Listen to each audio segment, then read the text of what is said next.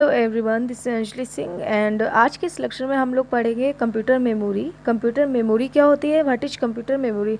जैसा कि हम लोगों ने अभी तक लेक्चर्स में पढ़ा history of computer and what is computer, मतलब बेसिक सीख रहे हैं हम लोग कंप्यूटर के बारे में। ओके, तो अब इस लेक्चर में हम लोग देखेंगे कंप्यूटर मेमोरी क्या होती है। तो चलिए तो देखते हैं। जैसा कि हम लोगों ने अभी इससे आगे वाले लेक्चर में देखा था कि मेमोरी के बारे में जाना था कि यूजर ने इनपुट दिया, मीन्स यूजर ने इनपुट कुछ भी दिया और सीपीयू के थ्रू डेटा प्रोसेस हुआ। ओके, और आउटपुट मिला, रिजल्ट मिला। तो जो डेटा सीपीयू के थ्रू प्रोसेस हुआ वो जाके मेमोरी में सेव हुआ। तो हम इस प्रकार से मेमोरी को जानते थे। वैसे तो सीपीयू को कंप्यूटर का ब्रेन कहा जाता है। ओके, लेकिन जहाँ ह्यूमन्स का माइंड मीन्स मनुष्य का मस्तिष्क बहुत सारी यादों को, बहुत सारे काम को करने के साथ साथ वह उनको सुरक्षित रखता है, सेफ रखता है।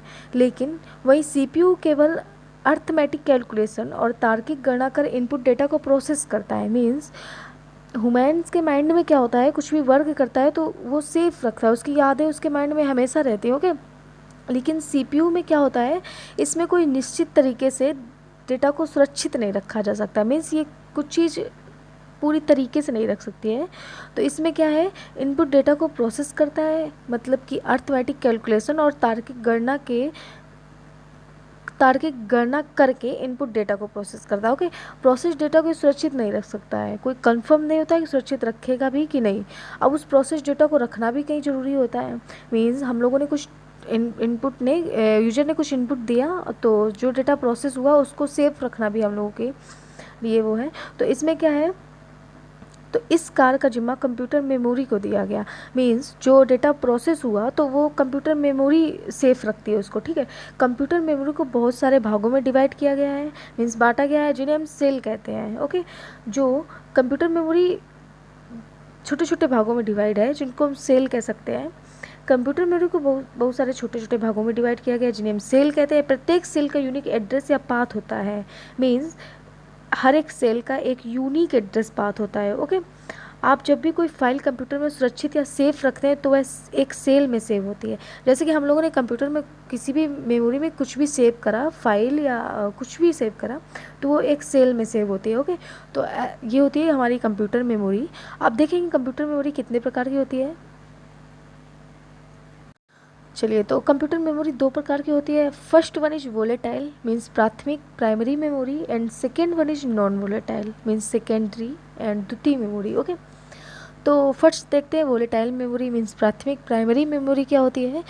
प्राइमरी मेमोरी के हिसाब से इसमें क्या होता है, किसी भी डेटा को परमानेंटली स्टोर नहीं कर सकते, वह परमानेंट स्टोर नहीं रह सकती, कुछ ही टाइम के लिए स्टोर होती है, वह कभी भी डिलीट हो सकती है, कभी भी परमानेंट के लिए सेव नहीं होती है। ठीक है, तो जानते हैं। तो primary memory means volatile memory को प्राइमरी मेमोरी के नाम से भी जानते हैं। ओके, इसे मेन मेमोरी भी कहते हैं। यह सीधे सीपीयू के संपर्क में रहती है, मीन्स सीधे सीपीयू से ज्वाइंट रहती है, तथा इसके डेटा और निर्देश का सीपीयू द्वारा तेजी से या प्रत्यक्ष तरीके से यूज किया जा सकता है। ओके, वोलेटाइल मेमोरी इसलिए कहा जाता है क्योंकि यह मेमोरी डेटा को परमानेंटली स्टोर नहीं रख सकती है, इसलिए वोलेटाइल कहा जाता है क्योंकि किसी भी डेटा को परमानेंट के लिए, हमेशा के लिए स्टोर नहीं रख सकती। ओके, एग्जाम्पल के तौर पर लेते हैं तो रैम मेमोरी में ऐसा होता है कि वह परमानेंट डेटा को सेफ नहीं रख सकती है। ओके, अब सेकेंड है हमारी non volatile mean secondary memory. तो सेकेंडरी मेमोरी में क्या होता है, इसमें किसी भी डेटा को हम लोग परमानेंट के लिए सेव कर सकते हैं। मीन्स सेकेंडरी मेमोरी को हम लोग नॉन वोलेटाइल के नाम से भी जानते हैं। इसका यूज ज़्यादा मात्रा के डेटा को स्थायी रूप से स्टोर करने के लिए होता है। मीन्स हम लोगों ने कोई बड़ी सी फाइल बनाई, बड़े से डेटा को सेफ रखना है हम लोगों को, तो हम लोग secondary memory means non volatile memory में सेफ रख सकते हैं। इसे सेकेंडरी मेमोरी को स्टोरेज बताया गया है। मीन्स नॉन वोलेटाइल मेमोरी को स्टोरेज के नाम दिया गया है, स्टोरेज बताया गया है, ना कि मेमोरी। मीन्स इसको सिर्फ मेमोरी नहीं कहते हैं, सेकेंडरी मेमोरी या स्टोरेज, सेकेंडरी मेमोरी को स्टोरेज बताया गया। ओके, एग्जांपल के तौर पर लेते हैं तो हार्ड डिस्क में ऐसा होता है कि किसी भी डेटा को हम लोग परमानेंट के लिए सेव कर सकते हैं, हमेशा के लिए। ओके, एंड अब देखते हैं स्पेस के आधार पर कंप्यूटर मेमोरी कितने प्रकार की होती है। तो स्पेस के आधार पर कंप्यूटर मेमोरी 4 प्रकार की होती है। मीन्स पहली होती है रजिस्टर मेमोरी, एंड सेकेंड होती है cache memory, third primary, and fourth secondary memory. Okay, तो 4 प्रकार की मेमोरी होती है, रजिस्टर, कैश, प्राइमरी, सेकेंडरी। ये स्पेस के आधार पर मेमोरी होती है। एंड कंप्यूटर मेमोरी की इकाई क्या होती है, means computer memory unit. Okay, तो जिस प्रकार से समय मापने के लिए सेकेंड, आवाज़ मापने के लिए डेसिबल का यूज करते हैं, दूरी मापने के लिए हम लोग,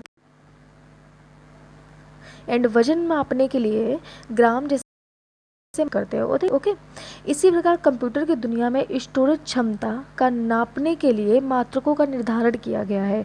इसे कंप्यूटर मेमोरी या इकाई की यूनिट कहते हैं। ओके, जैसे कि जिस प्रकार टाइम को मापने के लिए सेकेंड्स का यूज होता है, उसी प्रकार कंप्यूटर को मापने के लिए इसमें स्टोरेज क्षमता नापने के लिए मात्रकों का निर्धारण किया गया है। ओके, कंप्यूटर मेमोरी की सबसे छोटी इकाई बिट होती है। एक बिट बाइनरी संकेत अर्थात 0 और 1 में से केवल एक युग्म मीन्स बाइनरी वैल्यू होता है, 0 या 1। ओके, और जब 4 बिट का मिला दिया जाता है, मीन्स 4 बिट मिला दी जाती है, तो उसे निब्बल कहते हैं, यानी एक निब्बल बराबर 4 बिट। ठीक है, 4 बाइट मीन्स एक निब्बल बराबर 4 बाइट। 8 बिट के एक समूह को बाइट कहते हैं, मीन्स जब हमारा 8 बिट का एक समूह हो जाता है तब बाइट बनता है। ओके, तब उसको बाइट कहते हैं। तो इसमें देखते हैं, एक बिट हमारी होती है 0, 1 की, 4 बिट होती है एक nibble, means 4 bit equal to 1 nibble. Okay, 8 bit को हम लोग कहते हैं 1 बाइट्स। 1000 बाइट को हम लोग कहते हैं 1 kilo byte. Okay, 1024 kilo byte को हम लोग कहते हैं 1 मेगा बाइट। 1024 मेगा बाइट को हम लोग कहते हैं 1 giga byte. Okay, 1024 giga byte को हम लोग कहते हैं 1 टेराबाइट। ठीक है, 1024 टेराबाइट को हम लोग कहते हैं 1 पेंटाइट। ओके, 1024 पेंटाइट मीन्स पेडाबाइट को हम लोग 1 एक्साबाइट बोलते हैं। 1024 एक्साबाइट को हम लोग 1 जेट बाइट बोल सकते हैं, 1 जीबी।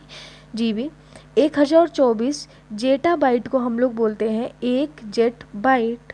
ओके, तो इस प्रकार हम लोगों ने जाना कंप्यूटर मेमोरी एंड कितने प्रकार की होती है ये, एंड स्पेस के आधार पर, एंड मेमोरी की यूनिट।